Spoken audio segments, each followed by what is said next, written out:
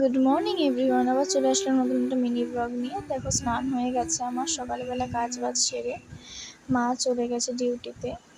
তো এখন আমি চুলের মধ্যে আজকে শ্যাম্পু করেছিলাম, কারণ কালকে দেখেছিলাম মাথাটা প্রচণ্ড ব্যথা করছিলো বলে তেল দিয়েছিলাম, তো ওই জন্য শ্যাম্পু করেছি আজকে।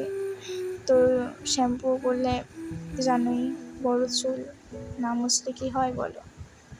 তো আজকের জন্য এখান থেকে শুরু করলাম দিনটা। তারপরে দেখো, জামা কাপড় গুছিয়ে ফেলেছিলাম, জামা কাপড়ের ক্লিপটা তোলা হয়নি। তো এই দেখো, দুপুরবেলা খাওয়া দাওয়া হয়ে গেছে, বিকেলে একটু চা নিয়ে বসেছিলাম। তো ওই যে চা নিয়ে বসেছি। তো তারপরে দেখো, বিস্কুটের কৌটো, চা ছাড়া বিস্কুট ছাড়া আমার হয় না। তো এই যে আমি সন্ধেবেলার পরে দেখো খাওয়া দাওয়া হয়ে গেছে, রাত্রেবেলা মা এসছে। তো চুল বাঁধা হয়ে গেছে প্রত্যেক দিনের মতো। তো আজকের জন্য টাটা, বাই।